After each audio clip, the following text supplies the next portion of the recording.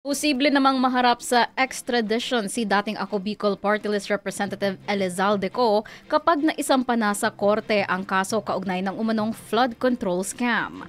Ayon kay Assistant Ombudsman Miko Clavano, umaasa ang kanilang tanggapan na kasuhan o kusang babalik si Co sa bansa, ngunit hindi handa silang gamitan ng lahat ng legal na paraan upang mapabalik ito kung kinakailangan. Paliwanag ni Clavano, maaari lamang umusad ang extradition kapag nagsampa ng kaso sa Sandigang Bayan at naglabas ito ng warrant of arrest matapos makakita ng probable cause. Pagkatapos nito ay maaari na anyang humiling sa Interpol ng red notice para matunton at maaresto si Co saan man bahagi ng mundo siya naroroon.